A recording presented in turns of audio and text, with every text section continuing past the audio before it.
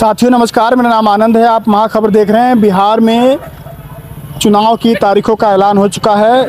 Election commission ने बिहार में 2 phase में चुनाव कराने का फैसला लिया है। पहले फेज़ की वोटिंग जो होगी वो 6 नवंबर को होगी। दूसरे फेज़ की वोटिंग 11 नवंबर को होगी। 14 नवंबर को बिहार चुनाव के नतीजे आएंगे। मैं बता दूं कि पहले चरण में 121 सीटों पर मतदान होगा, दूसरे चरण में 122 सीटों पर मतदान होगा। और अगर बात की जाए 2020 के चुनाव की, तो 2020 के चुनाव में 3 चरण में मतदान हुए थे। नतीजा था वो 10 नवंबर को आया था। लेकिन इस बार 2 चरणों में चुनावी नतीजे 14 को आएंगे। लेकिन जो चुनाव होगा 2 चरण में होगा। 6 और 11 नवंबर को वोटिंग होगी। बिहार में अभी 2-3 दिन पहले जो दिल्ली की पूरी टीम है इलेक्शन कमीशन की, सभी लोग आए थे। सभी दलों से बैठक हुई, समीक्षा बैठक हुई। सभी लोगों से बैठक करने के बाद, बातचीत करने के बाद ये फैसला लिया गया कि कितने चरणों में वोटिंग होगी। बहुत सारे दलों का यही मानना था कि 2 चरण में चुनाव कराया जाए, क्योंकि चुनावी खर्चा बहुत बढ़ जाता है, समय अगर ज़्यादा होता है तो, अगर फेज़ ज़्यादा बढ़ते हैं तो उसी को मद्देनजर रखते हुए कहीं ना कहीं इलेक्शन कमीशन ने उम्मीद ये थी कि जो आचार संहिता है या चुनावी डेट है 7 या 8 तारीख को उसका फैसला आएगा। लेकिन आज 6 तारीख को ही चुनाव आयोग ने ये बता दिया है कि बिहार में 2 फेज़ में चुनाव होगा। 6 और 11 नवंबर को वोटिंग होगी, 14 को नतीजे आएंगे।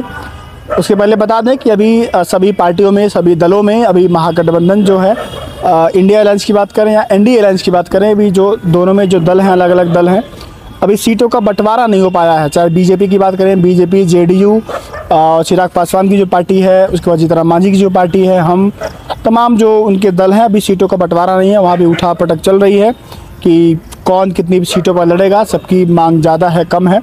वहीं दूसरी तो अगर बात करें तो आरजेडी, कांग्रेस और वीआईपी पार्टी है, और उसके बाद जो सीपीआई है, सीपीआईएमएल है, सीपीआई, जो ये पार्टियां हैं, इनका भी आपस में सीटों को लेकर के अभी ठोस कुछ चीज़ें नहीं सामने आ पाई हैं, क्योंकि चुनाव के लिए अब ज़्यादा दिन नहीं है। 6 तारीख आज है, ठीक 1 महीने बाद वोटिंग होगी बिहार में।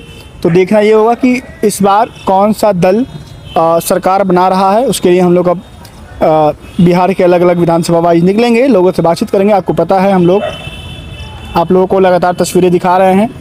और अब जो चुनाव है, चुनावी पारा जो है वो गर्म हो गया है। अब संभावित उम्मीदवारों की सूची भी हम कह सकते हैं कि 10 से 15 दिनों के अंदर आ जाएगी। और चुनाव के लिए अब ज़्यादा दिन बचा नहीं है। आप लोग भी, जिम्मेदारी आपकी ज़्यादा है। आप लोग चैनल को सब्सक्राइब कीजिए, वीडियो को शेयर कीजिए। कोई जानकारी चाहिए आप बताइए। अगर बिहार के किस विधानसभा से आप लोग वीडियो देख रहे हैं वो भी बताइए, और किस विधानसभा में क्या मुद्दे हैं आपके, वो भी आप बता सकते हैं कि हमारे वहाँ ये विधानसभा में ये मुद्दा है।